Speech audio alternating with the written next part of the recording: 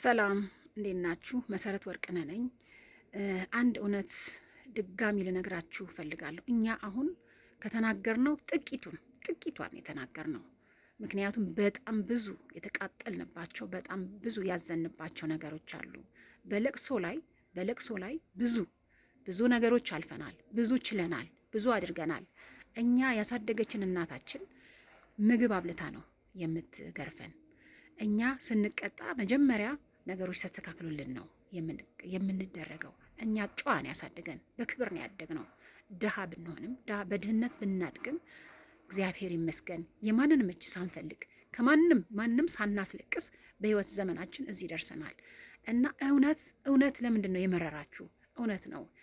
እኔ አሁን እንድትረዳ ፈልጌያለሁ። ምክንያቱም ወጥቼም አዝናለች ብያለሁ። በዛ ለቅሶ ላይ በነበርን ሰዓት እኮ ስልኳን ዘግታ በእናቷ በኩል ስልክ ሲደወል እኮ ማናገር እኛን እንኳን ማፈር አቅቷት ነበረ ይች ልጅ ማለት ነው። ይሁንላት። ምክንያቱም ሀዘን በግድ ዘኝ ማለት አይቻልም። እንደውም ምክንያት እየፈለገች እኛን ሁላ ማስለቀስ ነበረባት። እኛ እየተደበቅን እዛ የሰራተኛ ክፍል ስናለቅስ፣ እሷ ግን በቃ ሌላ ታሪክ ላይ ነበረች። በጣም ሌላ ታሪክ፣ ብዙ ታሪኮች ነበሩ። ግን እኛ አሁንም ቢሆን ወንድማችንን ያጣ ነው። እሱ ደግሞ ያግዛ። እሱ ለገንዘብ ግድ የላቸውም ነበረ። እኛ እውነት በገንዘብ ነው የታጠው። ይኸው መስቀላችን፣ ክርስቲያኖች ነን፣ ደም የፈሰሰበት መስቀል ነው። ይኸው በጌታ በኢየሱስ ክርስቶስ ስም እንምላለን። አንድ ገንዘብ፣ አንዲት ብር፣ ሌላው ቀርቶ 30ና 40 ሲደገስ ለገንዘብ እንስጥሽ ወይ ሲሉኝ ነው እኔ አልፈልግም። እኔ በራሴ እስከ ህይወት ፍጻሜ እስካለው ድረስ ለወንድሜ አላንስም።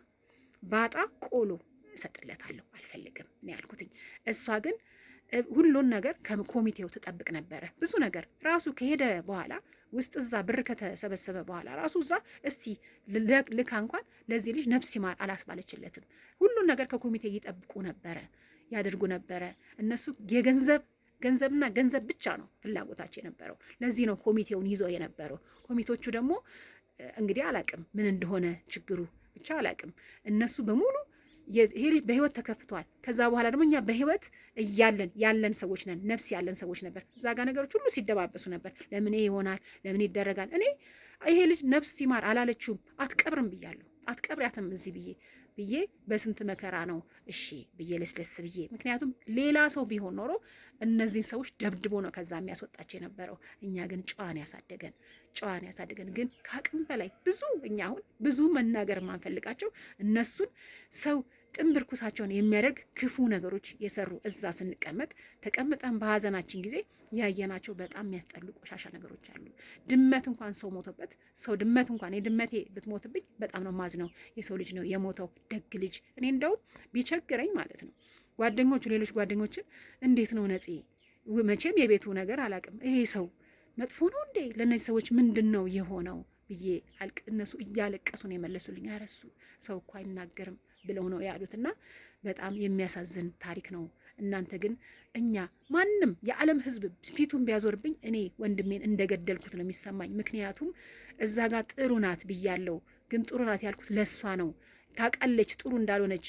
እኔ አመሰግናለሁ እንኳን ፊቴ ማየት ራሱ አልቻለችም። እናውቃለን እንዴት አይነት ህይወት እያሳለፈ እንደነበረ ይሄ ልጅ መተኛቱ። እኔ ብዙ ቪዲዮዎች አሉኝ ነይ ተብዬ እዛ በየቦታው ተኝቶ ጸጉሩን ሲቆረጥ እንኳን ለዛች ደቂቃ እንኳን እንቅልፍ ተኝቶ ሰውየው እንዳይሞትብኝ ነይ ብሎ ብዙ ፎቶዎች አሉኝ።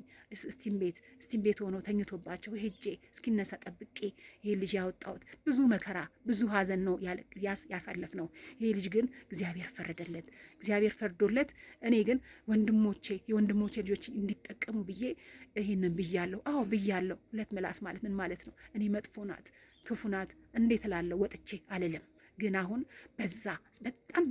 በጣም ድራማ ሲበዛ በጣም ያስጠላል፣ በጣም ያስከፋል። ይሄ ልጅ እኮ የሞተው አዝኖ ነው፣ ከፍቶት ነው። እኛም አልተረዳውም። ምክንያቱም ከመጀመሪያ ጀምሮ እኛን ለማለያየት ፈልገው ነበር። ሲታመም ነው የቀረብ ነው። እኛም ሲታመም ነው ሲያዝን ነው የቀረብ ነው። ይሄ ልጅን ተጫውተውበታል። እኛ ጋር ከቀረበ በኋላ እኮ መኪና እንዲገዛ አድርገነዋል። ይሄ ልጅ ብዙ ነገሮችን ቀዳዳዎችን እየሸፈነ ህይወትን ለማሸነፍ ፈልጎ ነበረ፣ ጓጉቶ ነበረ። ግን አሁን በሞቱ ላይ ሲሳለቁበት በጣም ነው የሚያሳዝነው። እንዴት ይሄንን ማስተዋል አቃታችሁ? ትልቅ ሚዲያዎች እንዴት ይሄንን ልጅ በሚዲያ ላይ የነበረ ፊቱን ከሰል እየመሰለ የእኛን መከራ፣ ሀዘንን፣ ለቅሶውን እንዴት ልትረዱ አላሰባችሁም? ይህ ልጅ ሚዲያ ላይ እኮ ፊቱ እሳት ከሰል እየመሰለ የነበረውን ምን የሚያስደብቅ ነገር አለ? ይሄ ልጅ ሰላም እንደሌለው ያስታውቅ ነበረ። ከኛ ጋር የነበረውን ጊዜያቶች ጥሩ ነበሩ። ይሄ ልጅን እንዴት ነው ልትረዱት ያልፈለጋችሁት? እኛ እኮ እሱ ነው ተጎድቷል። አሁን እነዚህ ሰዎች ይበቃቸዋል።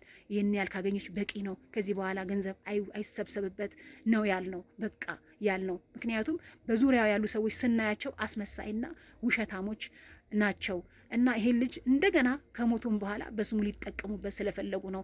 ስራውን ሊወርሱ ስለፈለጉ ነው። ነገሮችን ሁሉ ከስር ከስር እየተቀበሉ እኛን አለያይተው እኛን ዞር በሉ ብለው እሷን ይዘው ውክልና ይዘው እኛን ለማዋረድ እኛን ለማድረግ እየፈለጉ ነው። ማንም ወንድ ቢሆን ማንም፣ ይሄ እኮ ደማችን እኮ ነው፣ ስጋችን እኮ ነው። ይሄ ልጅ ከፍቶት እኮ ነው ይሄ ነው ብሎ ከልቡ ሳይናገር የሞተ ልጅ እኮ ነው። እና ይሄ ማለት ምንድን ነው? ሰውን አላስተኛ ማለት። ይሄ ልጅ እኮ አሁን የቀኒኒን አባት አለ። ይሄ ልጅ እኮ ዱላ አላረፈበት እንጂ ነፍሱን ስጋውን ሁሉ ሲቦጫጭቁት የነበሩ ሰዎች ናቸው። ላቡን እንዲህ አድርጎ የሰራውን ሲወስዱ ነበረ። ችግር የለውም። እሱ ግን ሰላም ሲሰጡት አልነበረም። ታሞ እንኳን እግዚአብሔር ይግደል ያላለችው ሴት እየሆነች እኮ። እና ምንድን ነው የምትሉት? እኛ እናንተ እንድትፈርዱን አይደለም። ነፍሴ እኔ እንድታርፍ ስለመፈልግ ነው። ነፍሴ ያችን ነገር ስላልኩ እግዚአብሔር እኮ ይህ ልጅ አጋልጦለት ነበረ። በጌታ በኢየሱስ ክርስቶስ ደግሞ በፈሰሰበት ቃል ገባለሁ። አንዳችንም አንድ ብር አልጠየቅንም፣ አንድ ብርም አንጠይቅምም እኛ። ምክንያቱም ወንድማችን ነው። አዝነናል። በጣም ያዘን ነው። ይህንን ደግሞ እግዚአብሔር ነው የሚያውቀው። ይሄ ልጅ ነፍሱ ታርፋለች። እኛውም በቃ ቆምንለት። ምክንያቱም ፍቅር እስከ መቃብር ድረስ ነው። ገባ?